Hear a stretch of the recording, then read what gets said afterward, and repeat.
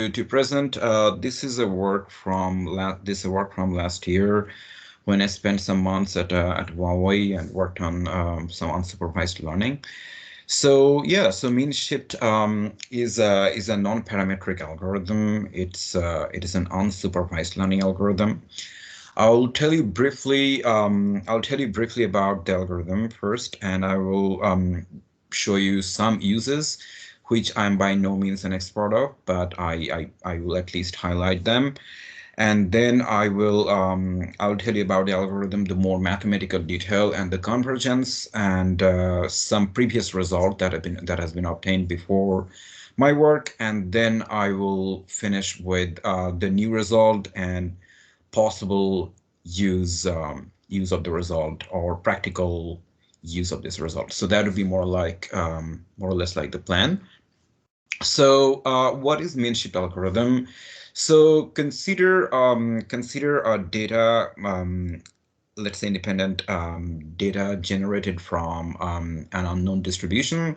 So that means you're working with a random vector in, let's say, in dimension D, and you don't know the probability density function of that data.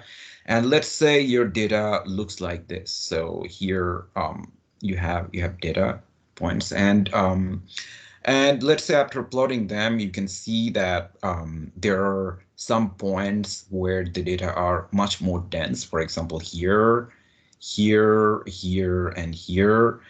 And your goal is to locate those points.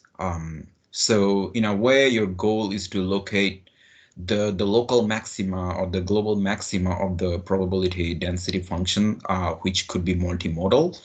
Um, and this will help you in several cases, and which you're going to discuss in a moment. So, but this is the goal, to locate the maxima of the local maxima of the probability density function. So let's see, what could we use it for? Well, first of all, the use is for clustering, which I'm going to talk in a bit detail a bit later. So it is used for clustering because, as you can see, once you are able to locate the cluster centers here, or the potential cluster centers, you can associate each individual data point to a cluster center by some iterative procedure, and then each cluster center will correspond to a cluster, and you can connect each of those points in here by a trajectory to the cluster center, which we will describe in the next minutes. So it is definitely very useful for clustering. And since it is useful for clustering, it is obviously useful for image segmentation, because image segmentation comes with clustering the images. And for example, here, if you look at this image, if you use Minship algorithm or some other clustering algorithm as well, you can come up with some cluster of the image. As you can see here, they in the cluster they segment the boundaries of the church in here, and the color of the sky, the color of the cloud here as well. So different colors are falling into different clusters. That is one of the cluster, one of the segmentation, and another segmentation could be just more crude segmentation like this one. And you can definitely use Minship for clustering techniques like this. So that's unsupervised learning. That's the use of Minship in unsupervised learning. The Minship is also used for multivariate regression, where you are working with, for example, a Gaussian mixture model, which is essentially, let's say, an affine combination or positive linear combination of a bunch of Gaussians, or may say a finite number of Gaussians. And since each Gaussian has a unique mode, if you take their affine combination, like a positive linear combination, they will have multi-mode. And in this case, you would like to locate the mode to do any kind of supervised learning, for example, regression. And as a result, you need to locate the mode. So, and Minship would be useful to locate the mode from the data in that context as well. Okay, so this is just to sort of advertise what Minship could be used for. Okay, so now I'm going to describe the Minship algorithm in a bit more detail, and I'm also going to draw some pictures in real time to convey what exactly it is. So as I said before, it is an iterative algorithm. It is an iterative non-parametric algorithm where you associate every point to a point of local maxima of the unknown PDF, or the local maxima where you see the data is most dense. So to do so, you start with a data point y1 and fix a region of interest at y1. So let me actually go to the board and draw the picture in real time so that it will be better. Can you see the board, by the way? Yes, Yes. it is okay. Yes. Okay. Yes, I originally wanted to include a movie, but I searched sometime how to include a movie in the LaTeX. I could not really figure it out, and as a result, I'm just drawing it in real time. Well, I hope it is all right. So let's say let's try to take some data points in here, and maybe some in here, and then maybe some in here, and maybe some in here. Okay. And let's say, so I will compare this board with the steps of here. So you start with a data point and fix a region of interest at y1. I did not quite tell you what do I mean by region of interest. Well, in that region of interest, you calculate the sample mean of the points in that region. So let's see how that goes. So let's say you take choose this point as your y1, okay? And then you draw a circle, which I'm using green to denote or to highlight. And then you try to calculate the sample mean in that small circle. So let's use a different color, maybe a yellow. And as you can see, if you try to calculate the sample mean here, I mean, without even weighting, without even putting a weight or any of the points, just the standard sample mean, it will be somewhere here. It won't be the original point y1 that you start with, because y1 is very isolated, where here the points are more dense. If you try to calculate it, maybe the sample mean would be somewhere around here, because there you observe more density of points, right? And then what you do is you shift the mean, you shift the zone of interest to that point. So let's say I use a different color. Yes. And here, let's say that's your y2. And you shift the zone of interest as well. So let's see, now y1 had become y2. So you draw a new zone of interest. Well, it has to be circular, but mine is really not circular.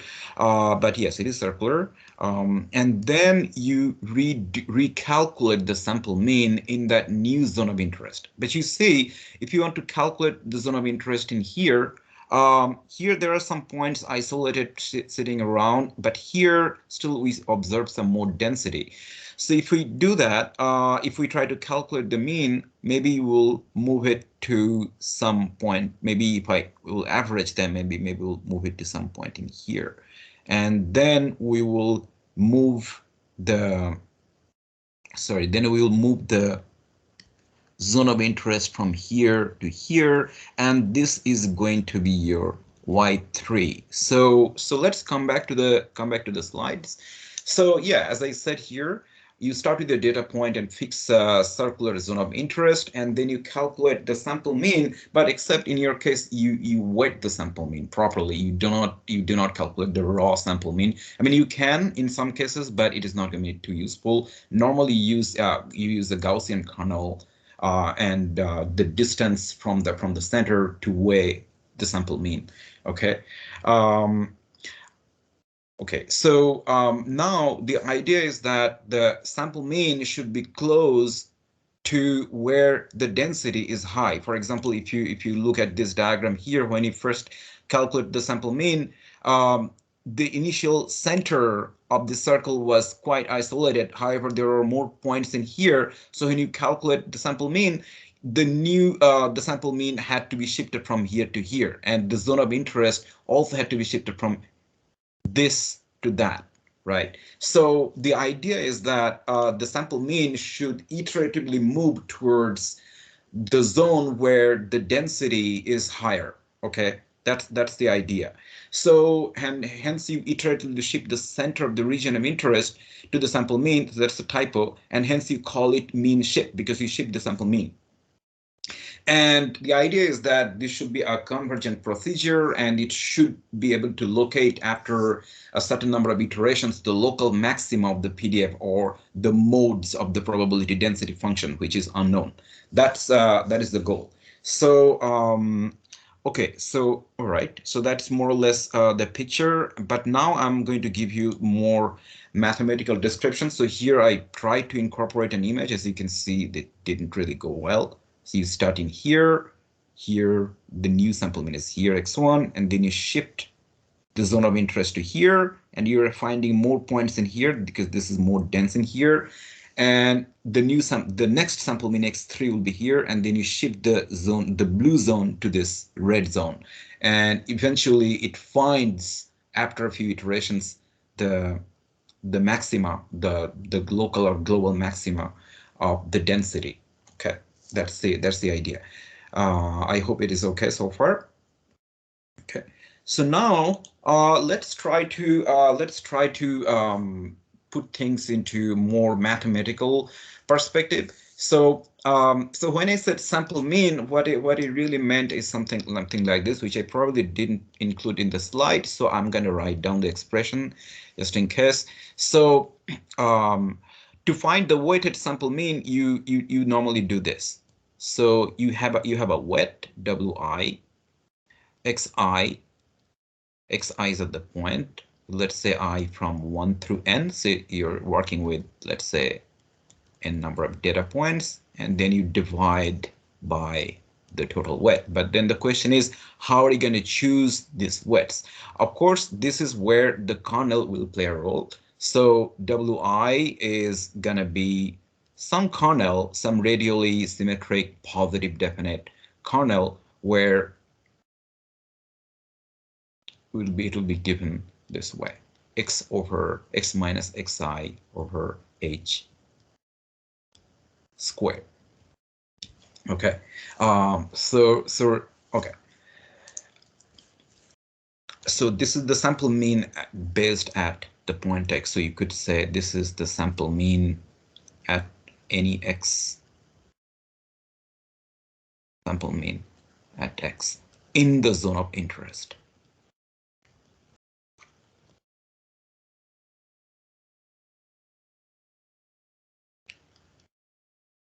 Okay, so let's get back to the slide. So this kernel that I just drew in here, that I just mentioned in here, has some property. Well, first of all, this kernel, since the PDF is unknown, use a kernel density estimate to estimate that PDF.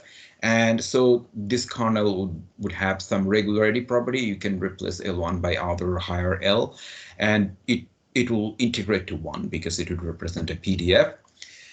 You also want the kernel to be radially symmetric because the distance between x and y should ideally put. So, I mean, the points that are equidistant from the center of a cluster of the center of the zone of interest should get equal wet. So this is why you need the kernel to be radially symmetric as well. And where this k here, so basically you're writing capital Kx as little k of norm x squared because of the radial symmetry. And this little k should be ideally a decreasing function, or at least non-increasing function. So, for example, if you take if you just would have worked with a raw kernel, like instead of putting wet, if you would have just focused on, let's say you just calculate the raw sample mean without putting any wet, then you'd have just defined your kernel kx to be equal to 1 within a certain radius, where norm x is less than or equal to r, and 0 when the norm x is bigger than r. Well, in this case, it will also be decreasing little k, but it will be constant, and it is normally not used in practice. Okay. So getting back here, little k should be a decreasing function. For example, if you look at the Gaussian kernel, your little k is simply some constant times e to the power -1/2 times r, because your capital Kx would be maybe 1 over some square root 2 pi to the power d, and then norm of x minus norm of x squared over sigma squared. Okay. So your c would be of this form, exponential -1/2 times r. So now the purpose of the kernel is to weigh the points properly. Okay. So now once you have the kernel, you have this kernel density estimate, which is more or less known in this community. So this is the kernel density estimate using that k or little k. And in this context, h is called a bandwidth, which sort of serves the purpose of radius, but which is not the radius. I'm going to explain that in a bit later, the physical significance of the h term in here. But at least I should mention here that if h is small, that would mean that your zone of interest is small. Effectively, it is small, and if h is big, then your zone of interest, where you are calculating your sample mean, is also big in a way. But h is not equal to the radius. Well, h will probably equal to be the radius if you work with the raw kernel, which vanishes outside a certain ball. But we don't work with that kernel because of smoothness problems and the derivative problems and whatnot. So let's move on. So with that preparation, let's try to continue with the more mathematical description of the algorithm. So again, notice that the goal is to locate the local maxima of the unknown probability density function, or if you try to plot those points in a space, then goal is to locate the regions in that space where the points are most densely located. So obviously we need to look at the kernel density function, which we described in the previous slide in here, and we obviously need to take its gradient and set it equal to 0, because we are looking for the local maxima of f hat hk, and which is precisely what you do. So we calculate this thing, gradient of f hat hk, and here, so let's just, I will not spend too much time on this one, but this is essentially a form of chain rule that we have applied here, as you can see, because f is some bunch of kernel terms, and if you take the gradient, you'll be having chain rule.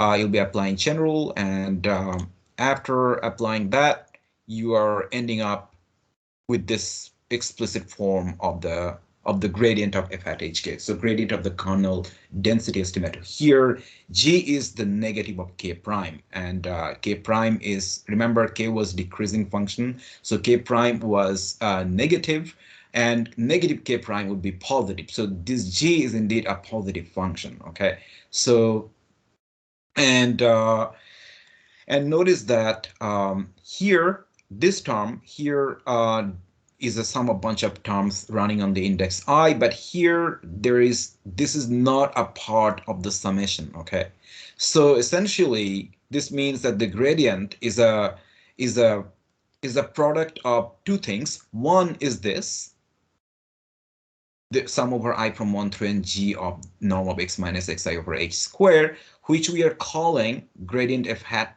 a g, because g is the negative k prime. So and then we are taking the product of this term and that term, and we wrote this term in here. By the way, can you see my cursor when I point on it? Yes. Okay. So I just want to make sure.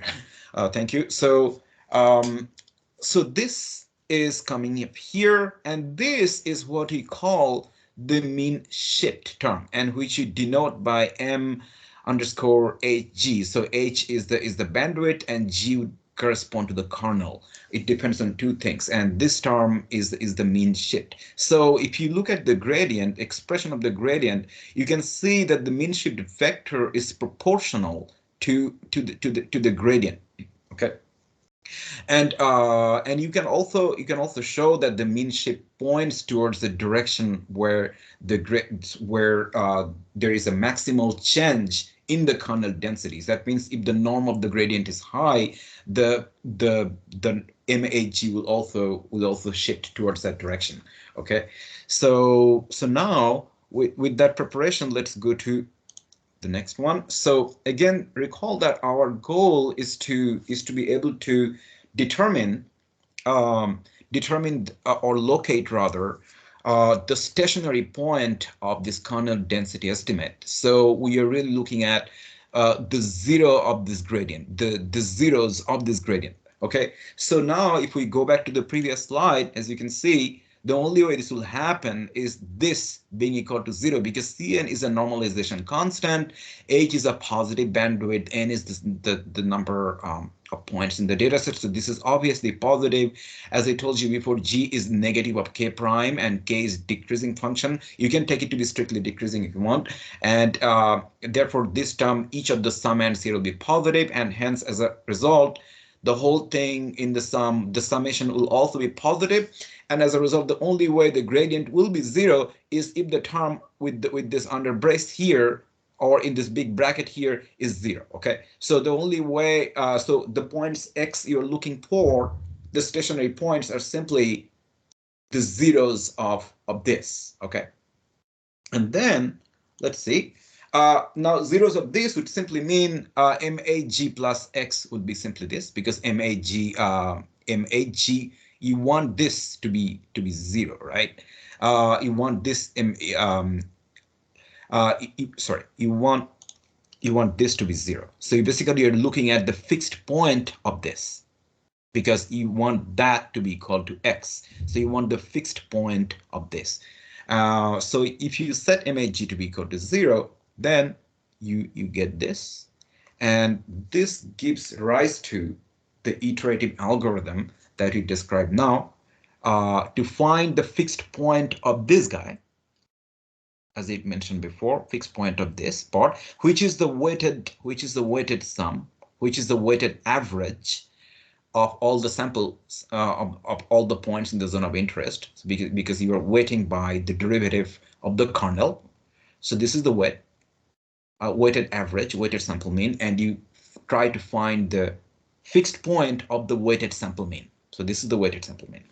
And to do so, you employ this iterative algorithm. So you start with one of the data points, y1, and then you iteratively defined yj plus 1 to be this term MAG, which I wrote in the previous slide, this, plus yj, and which becomes essentially this. So the equation that we'll be working with is the iterative algorithm will start y1 at one of the data points, and then iteratively update yj plus 1 as the weighted average with the derivative of the kernel of the sample mean, which is precisely what you're doing, by the way, when you are showing the picture.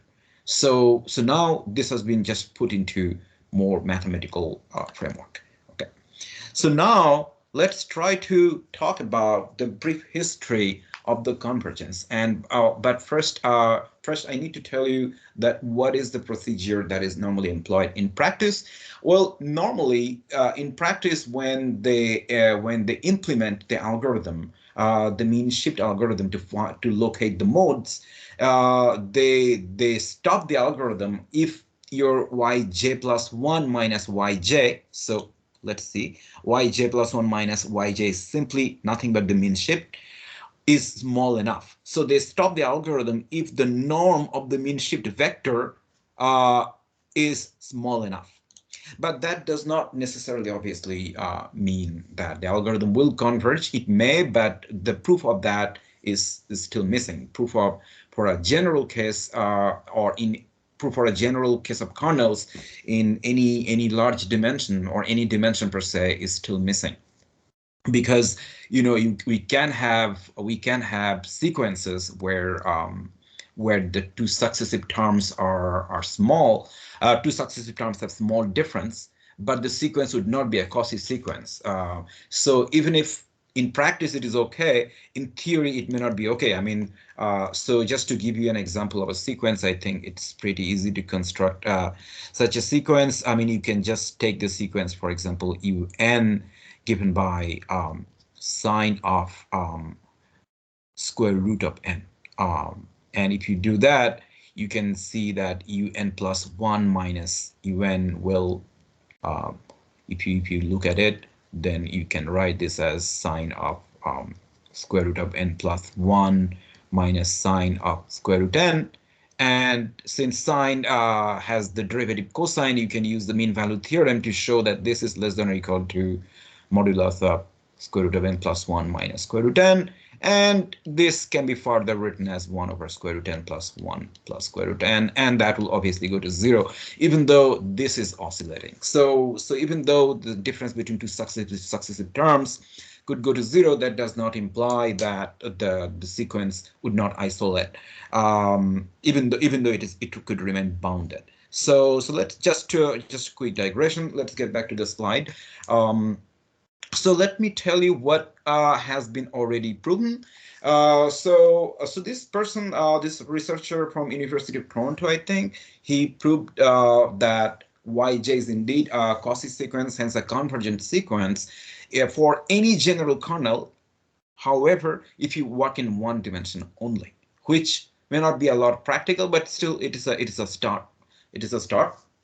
I think after maybe 4 or 5 years later, the same person, Ghassabeh, he proved that the convergence result is still true for Gaussian kernel. However, if you take your bandwidth to be sufficiently large. So remember, the bandwidth was h, and taking bandwidth sufficiently large amounts to considering more and more points to calculate the sample mean. Now, is it practical? That will be a question I will address, or at least try addressing to my best capability at the end of the talk. But let's for the moment just tell you about the history. So yes, so these are the two results that clearly stand out among the convergence result. Some convergence result for has been attempted in a paper in 2002, or maybe 2012 probably it was, and they were false, because in Ghassabeh's paper he pointed out the mistakes. If you read the paper, he pointed out the mistakes, and so his results are most up-to-date results. So now let me tell you what he showed. So in his paper, he proved 3 theorems. Well, one of them is actually pretty easy, you can see, but let me walk you through his strategy of the proof of convergence, because I don't think we'll have time for going into every single detail, but I will nonetheless chalk out the essence of the proof. So what he showed in his paper is that if you take the bandwidth sufficiently large, namely with the lower bound h0, then the Hessian of the kernel, the Hessian of the kernel density estimate, which is f hat hk, yes,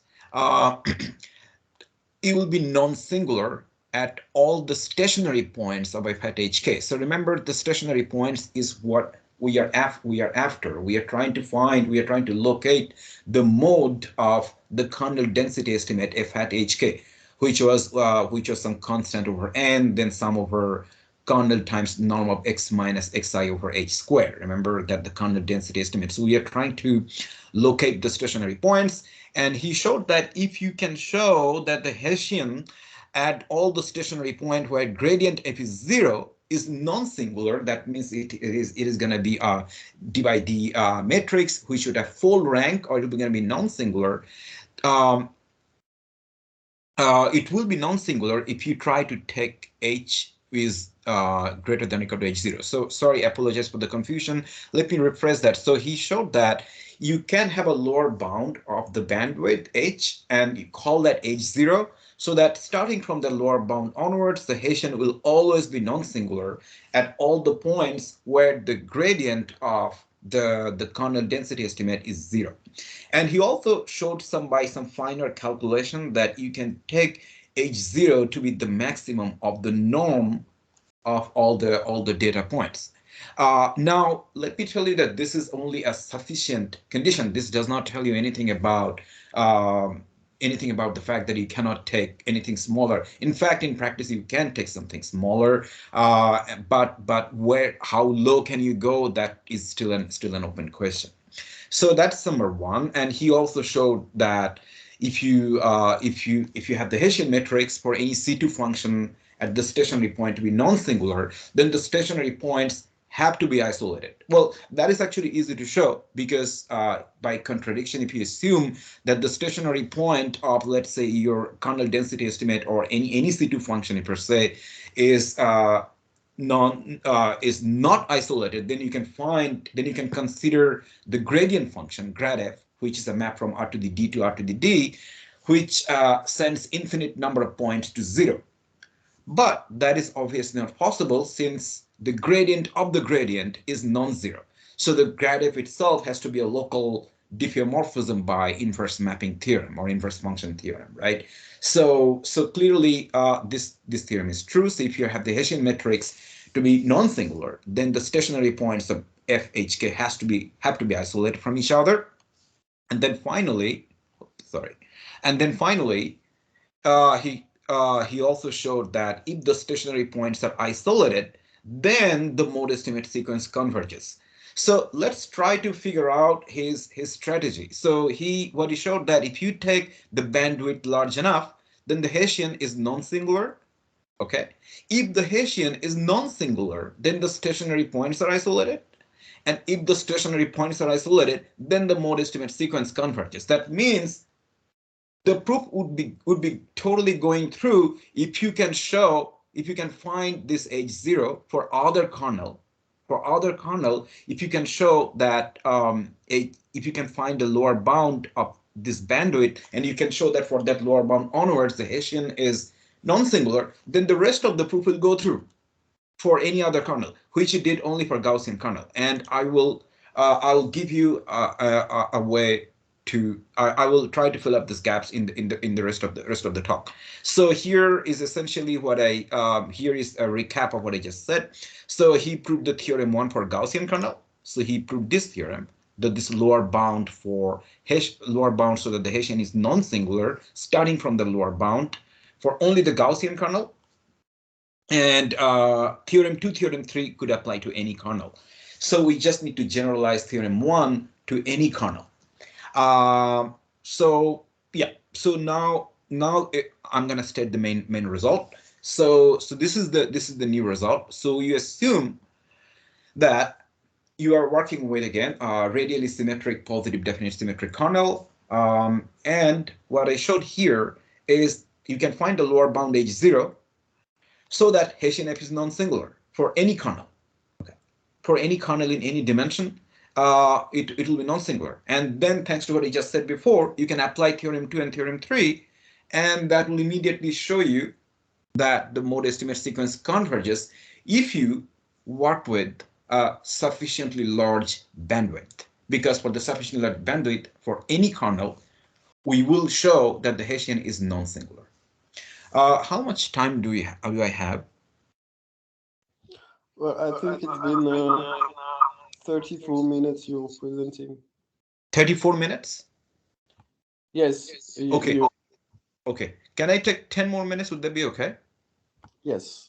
Okay. Yeah, I promise to finish in 10 minutes, under 10 minutes. So I'll keep a check on my time. Thank you.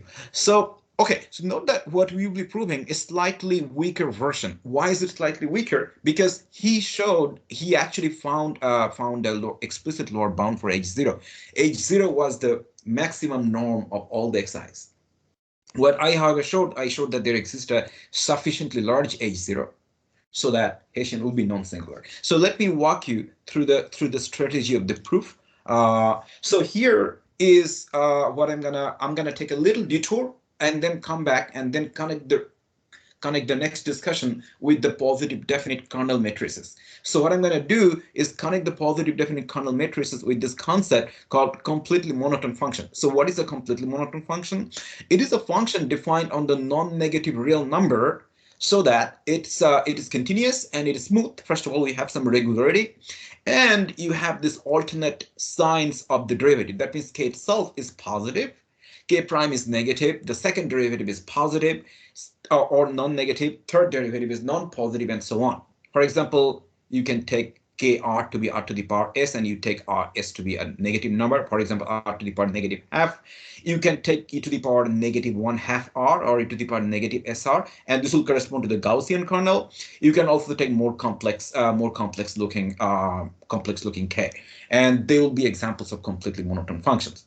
And it has some sort of a ring structure because you have one constant function, which is also a completely monotone function, and you can multiply two completely monotone functions to obtain another completely monotone function, and you can take a positive linear combination, not negative, positive linear combination of two completely monotone functions to obtain a completely monotone functions. So I know at this point it might look a little bit isolated from the rest of the discussion, but we will come back and finish and connect that with the positive definite kernel matrices. So now I'm going to state another theorem called Hausdorff-Bernstein-Wieder theorem, and it basically characterizes the completely monotone functions in one way. So we're gonna, in this talk, in the next 2-3 minutes, we're gonna give you two alternate characterizations of completely monotone function. So Hausdorff-Bernstein-Wieder theorem, or HBW theorem, essentially tells you that if you take a completely monotone function that can be obtained as the Laplace transform of a positive or non-negative finite Borel measure. For example, if you take mu to be 1/2, then you're going to get e to the power negative 1/2 r, and this is going to gives rise to the Gaussian kernel. So here, this is a very strong theorem because basically this characterizes completely monotone function as a Laplace transform, which is a very strong characterization. And now one more characterization I'm going to give you in the next slide, and this characterization is going to relate the positive definite kernel matrices to the completely monotone function. So it is telling you, this result in theorem 7 is telling you that if you take if your k is a completely monotone function, then if you form the matrix with k of norm of xi minus xj squared, that is going to be a non-negative definite and radial matrix on R to the D. Okay, so that means that, and the other way around as well, if you work with a positive definite or non-negative definite kernel matrix, then it has to be coming from a completely monotone function. So basically, k of xi minus xj can be written as little k of norm of xi minus xj squared, right? And if you put these results together, note that this will mean that any positive definite kernel matrix could be written this way. It is simply e to the power negative t norm of xi minus xj squared d mu t, where mu is a finite Borel measure mu. And this is getting somewhat close looking to the Gaussian kernel, but except the huge difference is that there is a d mu t sitting there instead of mu to be a constant constant Dirac measure at the point 1/2, like the Gaussian kernel. So that is the only difference. So if we can carry out his proof with this alternation, then it will be okay. Then the rest of the proof will go through, and this is precisely what you did. So but before that, let me just give you a little finer refinement of this. So refinement of the previous two characterization theorem, because recall that the previous two characterization theorem was completely monotone functions, but we allowed constant functions, constant functions. But here we are saying a non-constant function k is completely monotone on 0 infinity. For example, the non-constant function would be e to the power negative 1/2 r, and that is a completely monotone function. This can be written as, by this theorem, this can be written as some k times norm x square for a strictly positive definite kernel. So basically, before I said that the kernel matrix you're working with is non-negative definite matrix, non-negative definite, non-negative definite kernel matrix, and this could arise from a completely monotone function, but the completely monotone function could be a constant function. But here, if you take a non-constant function, then the resulting kernel matrix is going to be strictly positive definite. So that is one refinement. The second refinement will be that if you take a non-constant function k, then it will be coming as a Laplace transform of a Borel measure, but this Borel measure might not be a positive multiple of the Dirac measure at 0. Recall that for Gaussian kernel, it is Dirac measure at 1/2, not at 0. Okay, so with this preparation, I think we are able to go through the proof. Okay, so I hope so far so good. And now to go through the proof of the main theorem, we just need to show that for sufficiently large h, we need to show that the Hessian has full rank. The Hessian is going to be non-singular for sufficiently large h. So obviously we're going to do what everybody does. We're going to get our hands dirty and calculate the gradient and the Hessian. So this is again the kernel matrix. Sorry, this is the kernel density estimate. We take the gradient, and this calculation is correct. But now, except using instead of using Gaussian kernel, we are using our arbitrary kernel, and we are using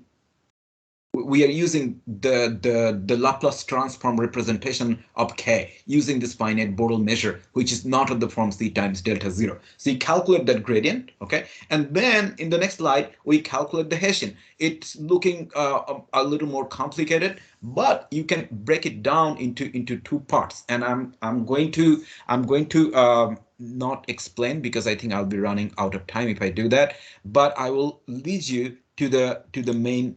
Yes, this is the one.